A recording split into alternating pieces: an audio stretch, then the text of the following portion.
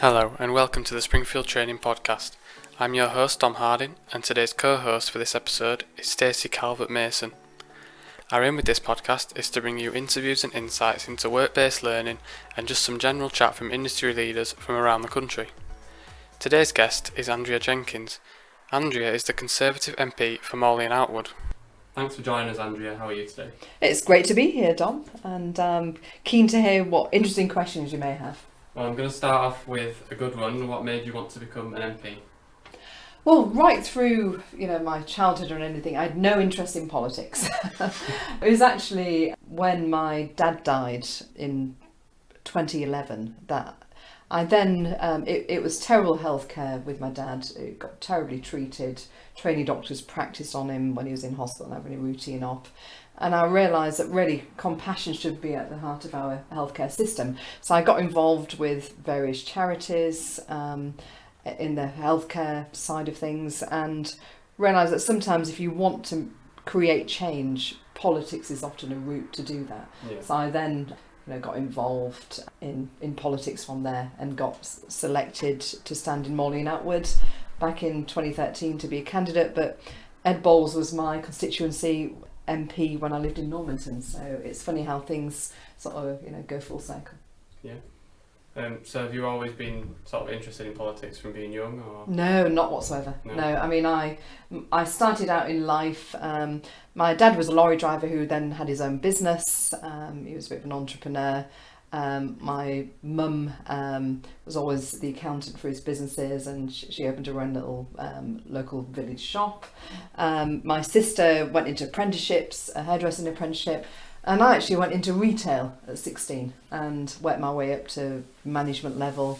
I've run my own record label as a singer-songwriter, sang for the Prime Minister of Pakistan at the time, and also been a music tutor in school, so it's been quite varied, and it was literally only losing my dad which really ignited that passion. How did you find the coming into politics quite late on in your career? How did you find that, getting into it? I think life experience is good. I think when you see more politicians who actually got that life experience, and I find that I always believe in transferable skills, and because I've been in management, I understand Springfield do management apprenticeships. I think that's a great thing to do because that can really help you with the tools for life. I mean, why it's useful management with my management career, you have to manage a team in politics. You also have to manage a team of volunteers. Communication skills, being in retail sales and dealing with difficult customers, you need to have that listening ear. And being a singer, you've got to be out there, not afraid to stand up and speak. So I think in a strange sort of way, all the different careers I've had prior to politics, it sort of helped me along the way to finally go into politics. Yeah. Well, how did you find it when you first walked into Westminster? Oh, it was amazing. Yeah. It was like first day at school, you get a peg. There's a cloakroom, a member's cloakroom, but it doesn't have your name on because MP names change, but constituencies change less. Yes. So I've got a Morley and Outwood coat peg. But no, it was just amazing to think the likes of Thatcher, Churchill had walked down these same corridors. And I'm still in awe to this day. But I have to say it's the best job in the whole world. Yeah. I'm somebody who gets bored very easy. I've got a short attention span. If any meeting lasts more than 15 minutes, I'm looking around the room where people who just want to talk and talk. I like to get to the nitty gritty. Look, what's the nub of this? What do we need to do in this meeting? What we're trying to achieve, and it's a job where every day is different. Yeah. The fact that you can help people is amazing. Yeah, that's a bit like here. Yeah. So every day is different. You don't know what you're going to get from one day to the next. So quite similar, but I don't think I'd want your job. Try it, honestly, it's amazing. I'd recommend it to anyone. That's great.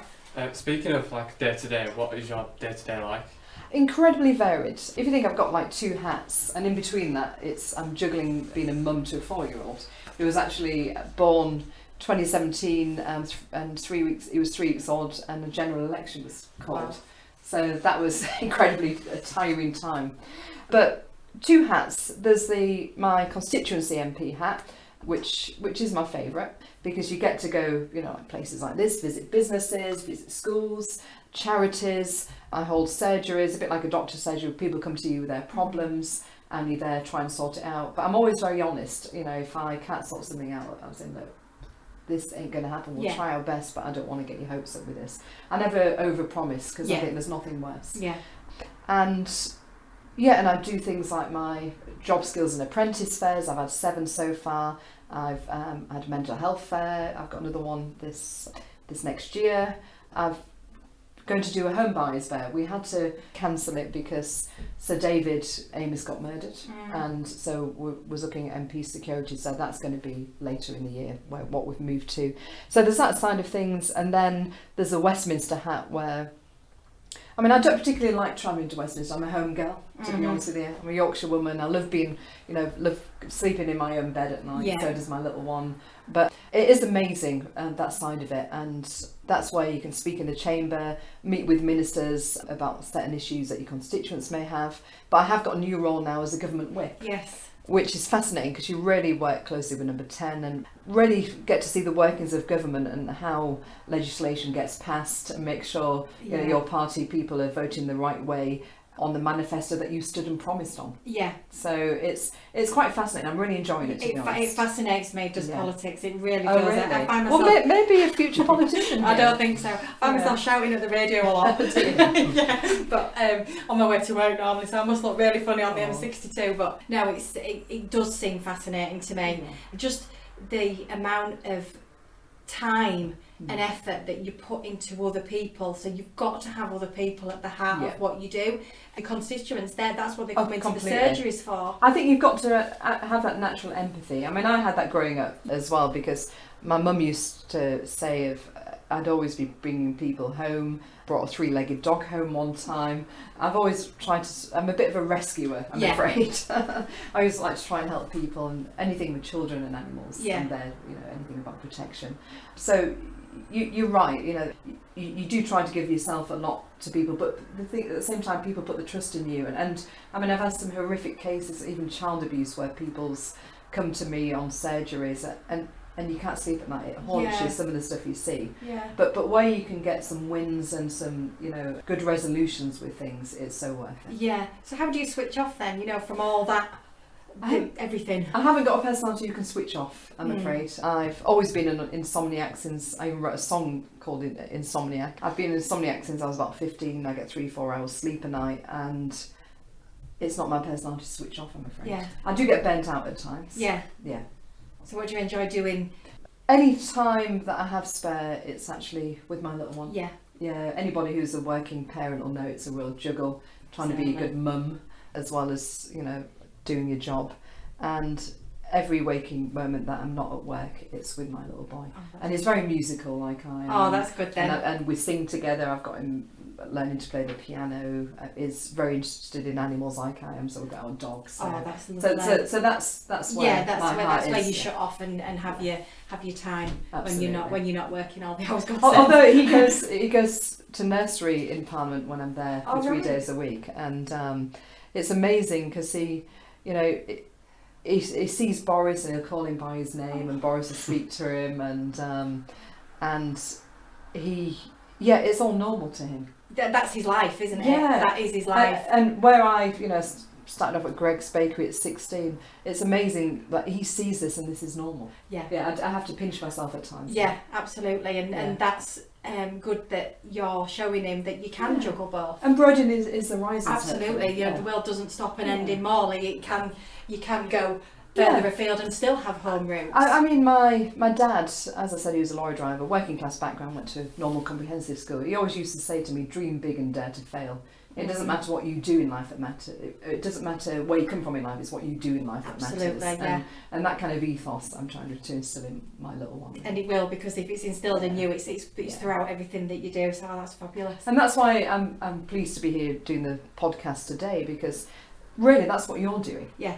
And if you think that, as I said, my sister did a hairdressing apprenticeship when she was 16 back in the 80s, and she loved it. She really did love it. And what you're doing is really giving people a chance to not only better themselves, but actually a view of what the future could look like. Yeah. And equipping them with a life skill. So I think it's fantastic what you do. Oh, thank you very much. So how did you get to be the MP of Morley and Outwood? It's well, When I got selected, so each party does a different type of selection. The Labour Party, I'm not sure what their thing is, but the Conservatives, you apply to go on the candidates list. You have a thing called a Parliamentary Assessment Board, which you pay £250 for the pleasure of doing. And there's assessors there where there's written exercises, group exercises, speaking exercises, etc. And if you pass that, you then go on the candidates list, and then when vacancies come up, retiring MPs or seats that you're targeting as a party, you can apply for. And I knew I wanted a Yorkshire seat, being from Yorkshire myself. And so what I did is I gave my job up, sold my house, moved in with my mum aged 38, because you don't get paid to be a candidate, and I was a candidate for 2 years not working. Mm-hmm. So I couldn't afford to have a house, and I knew I had to throw myself into it full time. So I didn't actually earn for a couple of years while I was a candidate. Lived off, I think I got about 10 grand savings from selling the house. So I lived off that for 2 years, living at mum's. And I got around everywhere. In that time, myself and the volunteers, we delivered in those 2 years 750,000 leaflets. Wow. And just got around everywhere. I set up a business club in those early days as well. MOBA, Morley and Outwood Business Association. And just canvas, work my socks off really. Because when you was up against a big beast like Ed Balls, who's so well known, who was a Shadow Chancellor, and nobody's ever heard of you've got a lot to do to get your name and facial recognition. Yeah, absolutely, and that's well done you, because it is a massive step, isn't it, from being an unknown to taking a seat from somebody like Ed Balls. Yeah, it's brilliant, fantastic. To have to commit as well to 2 years with no income. Yeah. But as my dad used to say, dream big and dare to fail. Yeah. I'm sure he was looking down on me. I'm sure he was, with pride, no doubt. Did you do an apprenticeship or did you go to university? No, I did a BTEC National in business and finance, because my dad had his own businesses, and I used to work he had a furniture manufacturing business when I was growing up. I used to in the school holidays, bedside cabinets, chest of drawers, help work, and I was a real bossy boots then. And so the business side had always interested me, and even learning about how to do profit and loss accounts at that young age, I found it came useful when I've not only run my own business in the future, but working in retail management. So my very first job was a Saturday kid at Greggs. And I dropped the tray of passes on the floor, and the only good thing about the EU was the health and safety laws at the time, because that tray of passes on the filthy floor, we served it anyway. 5 second rule. Exactly. I mean, I had pears and everything. No. It's obviously a lot better now. Obviously. I quite like their vegan sausage rolls. Yes, actually. they are to die for. Yeah, exactly. And then I worked for different retailers, and I worked my way up to the senior management, and I loved it. But then my dad not only was, a businessman who, did conscription in the army, and then ran his transport company, but he was also a madcap inventor. And I had quite an eccentric upbringing. He was brilliant, my dad. I mean, we've moved about 30 odd times, so I was always a new kid at school. I'd always sung since I was a child, and I recorded a CD, and he went over to Pakistan to see about manufacturing his invention there through a friend of his at the time, and he didn't end up manufacturing over there. But he met President Musharraf, he met Chowdhury Shudat, who was a temporary Prime Minister, and he gave him my CD. And I remember I was a store manager at Comet at the time, and got a phone call off my dad saying, "Oh, you're flying out here next week, you're going to sing for their Independence Day." Wow. So then I thought, right, I'm going to release my own album. I had a recording studio, ended up becoming a vocal coach. So that was a sort of another bit of a different career I had. Fabulous. Speaking about you singing, because we know you do singing, how did that come about? Oh, I know how it came about, but... Yeah, I mean, I was very lucky in the fact that my dad played the piano. He was self-taught, and we'd always, be around the old piano at Christmas. He'd be playing Christmas carols, we'd all be singing, and when I sort of learned how to use the music equipment and do recording, we'd spend hours on a weekend recording songs together, which is lovely, because since he's passed away, it's lovely to listen back to that and show my little one this is his granddad. And so it sort of went from there. It's always been in my life, music, really, and I think it always will be. I care about music as much as I do politics. That's why it's always great to use it for raising money for charity, or if we've got our remembrance events here, to always have the opportunity to sing. So what sort of music do you do? I can sing anything from ABBA to pop to rock to classical, but my favourite is actually musical theatre and love ballads, a bit of a romantic, you see. Yeah. It must be difficult to sing for theatre, because you've got to project your voice so much, haven't you? You've got, it's a different type of singing to singing in front of the microphone. Absolutely. And one of the tips I learnt when I was taught, I had an opera coach in Lincoln as somebody in the 30s. I did that, I was 29 I think, the bel canto technique, and I always got taught that if you want to hit the high notes, clench your buttocks, it aligns your posture, and then you can. So I've done lots of buttock clenching over the years. even if I'm doing a speech, I still do it. Yeah. I'll never go to theatre again and look at a singer in the same way. I don't think that'd help me anyway. I don't think it would me. Yeah. We could all try it now. No, you really don't want me to sing. Me neither. You'd leave. You said earlier that you love animals, so do you have any pets? Well, I've been a vegetarian for nearly 25 years now, and I mean, my little one, I'm bringing him up to, it's his choice. I think it should be a choice as he grows up, what he wants to do. But it's because I care about animals so much, that's why I won't eat meat, to be honest with you, and I have my animal welfare podcast. And I mean, growing up, my dad bought a horse in the 80s from the local gypsy and travellers camp. I mean, we didn't even have a saddle or anything, and Dad had rented this field, which was lovely, and chickens, geese, grew up with, and I've just got my 2 dogs now. I can't have any more than that because my mum looks after them while I'm in Westminster. So yeah, but when I eventually retire, which I hope's not for a long time, that gets down to constituents, of course, well, retire from politics anyway, I would like a small holding, lots of animals, taking stray dogs, cats, whatever. That's what I'd do when I retire. What sort of dogs are they? Are they big dogs, small dogs? Little dogs, yeah. I mean, I love all animals really. Except I'm not keen on like tarantulas and spiders and stuff like that, to be honest. It's got to be cuddly ones. I've got a mini schnauzer, Godiva. I used to have Lady, so it was Lady and Godiva. Yeah. And I've got a rescue dog that I got from our local rescue centre in East Ardsley. I was actually just on a constituency visit, and I said to my team, this is the worst place for you to take me because I'm going to come home with a dog, which is what happened. Yeah. You did. Oh, that's lovely. I love to see people rescuing dogs. Me too. Animals. I mean, Susie's a real settled in member of the family. Yeah, they are members of the family. We don't have a dog ourselves, but my friends have got dogs, and he's just like a member of the family. Yeah. He's lovely. Oh, Godiva sleeps on our bed as well. Yeah. My dog does, and he's a boxer. He's this big. Oh. What do you enjoy about your job? What do I enjoy? Helping people, and trying to fight for something for people. As I said, there's this child abuse case that really affected me, and as a mum myself, the cases that you hear at the moment is horrific. I mean, I'm quite strong about this. Life should mean life, and I don't believe that if someone's murdered a child, they deserve to breathe, personally. I agree. That's my view. And when you hear stuff like this, any opportunity to, give that child a chance in life, that's a good day for me. Yeah. Going to go towards the pandemic now, because we haven't spoke about that Yes. yet. How do you think the pandemic has or will affect opportunities for young people leaving school?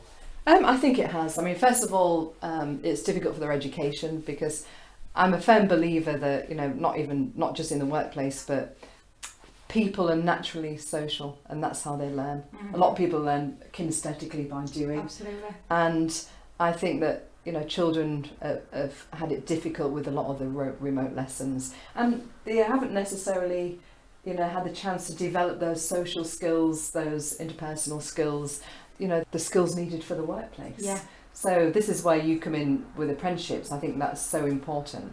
And, we do need to invest more. I mean, I know we've invested a lot of money with catch-up lessons and things like this, but I would encourage the apprenticeship route, because I think that's you get paid while learning a skill and being in the workplace. I think that's fantastic. Absolutely. Especially for those who's been a teenager during the pandemic. I think that's a good route into into the working life. Yeah, and into education. Yeah, and into education, because there is. I've been a parent of a teenager during the pandemic. I have seen his lessons. You know, the way that he just sat there and went through the lessons on Teams, and he was in his bedroom from morning till night, and not allowed to then go out and play out with his friends. Well, it's affected mental health as well, hasn't it, really? Yeah, I mean, luckily my son's okay. He's not affected him too badly. He doesn't like it when, you know, he can't play football and things like that. But he's got a really good group of friends that are, they're now happy that they can get out and they can start going out. But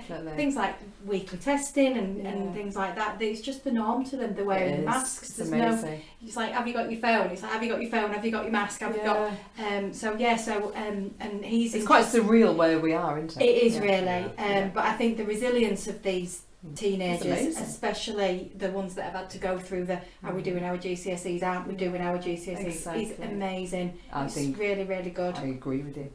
And they've developed life skills through that. Absolutely, yeah, definitely. And how did the pandemic affect you at work? Well, when we went in that first lockdown, I mean, workload, my husband's an MP in his constituency 200 miles away in Bristol. I was on my own with my toddler, trying to potty train him while chairing Zoom calls. Mummy, empty the potty please, wipe my bottom while I'm trying to chair Zoom calls. But so I was working really late into the early hours of the morning, catching up on emails as well, because as you can imagine, we got inundated, people were scared, businesses was worried about going bust, worried about paying the staff. And so, I set up a group of 40 volunteers where we'd go out helping take prescriptions, helping get shopping. And I had actually a member of my team who went all the way to Skegness when lockdown first hit, this elderly couple who they wouldn't dare get public transport, so they went and picked them up. Oh. Yeah, so, my team did it amazing. It was a real team effort, and we didn't know what was coming, did we? Let's face it, it was unprecedented time. So I think everybody, they have got a lockdown story to tell. Absolutely, yeah. Yeah. Do you think there'll be any more challenges in the future because of the pandemic? I haven't got a crystal ball, but I think now we're better prepared because that came. I remember in a Brexit bash that I held in the constituency, 400 people there at the end of January when we finally left the EU. Which we probably all caught COVID from that. In hindsight, I know. Because we wasn't aware then, were we? And then, if you think, within a month, this happens.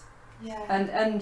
But if anything, I think it showed you how communities pulled together. There's some really wonderful stories, and let's not forget our retail workers, the delivery drivers. The ones out there who made sure that. Transport drivers, we always talk about the NHS, which is rightly so, but what about those people who actually helped us to still be able to get food on our table as well? Yeah. I think it's important that we recognise them as well. Absolutely. It was a real team effort as a country. Oh, it definitely was, yeah, definitely. It seems surreal though now, all that time ago. I remember we were in here, in this place here, and we had a board and we were writing names of places that we couldn't go into. In the end we wrote names of the places that we could go into because there were so many. It was like the doors were just shutting on us. And then I remember Noel saying to us, well, we've got two choices, we either fight it or we just batten down the hatches. So we both agreed to fight it, and we are where we are today, so best thing we ever did. I can't believe it's been nearly 2 years. The British spirit it brought. Absolutely, yes. I think absolutely, so, yeah, definitely. And voting was very difficult because naturally, I'm a Brexiteer, I'm a freedom lover, and restrictions I did find hard. And voting for some of the stuff in the early days, especially, and even before Christmas, it was a very difficult vote because I was always sort of torn with, look, I don't want any lockdowns, I don't want any restrictions, but at the same time, what about if another 100,000 people die? I've got elderly people emailing me wanting that. I've got a handful of people, those who shout the loudest, not wanting anything, but I've got a lot more people who's contacted me, especially the elderly generation, who's worried. It's a balancing act. Yeah. And so I made the call to support it up to this stage.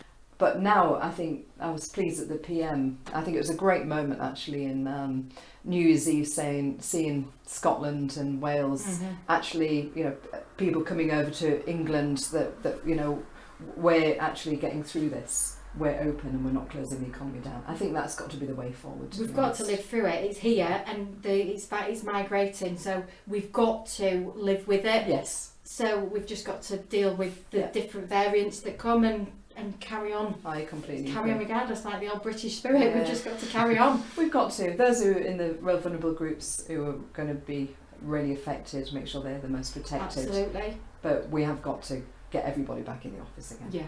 I mean, it's going to hit the economy even more, productivity of the country if we don't get people back in there. And we don't want another big recession. We want to make sure that the economy is working. Young people have got that better chance, like you're trying to provide for people. Absolutely. Last question, we ask everybody this one. If you could do another job, I know you love your job now, but if you could do another job, what would it be? Choice of two, I think. One would be having a home for stray dogs and pets and stuff like that, to really look after those animals. The second one, I love interior design. I always have done. I love, even buying stuff off eBay, stuff like that, and really make a home look lovely. And like designing sort of, whether it's a wallpaper range or I like things looking beautiful and nice and homely. So that side, I really love stuff like that. Yeah, I've got to be creative as well. Yeah. Well, that's it. That's about it. Thank you for taking the time today. And thanks for, like you said, batting down the hatches and carrying on, because you're helping young people with their future, and that's admirable. So thank you. Thank you. Thank you.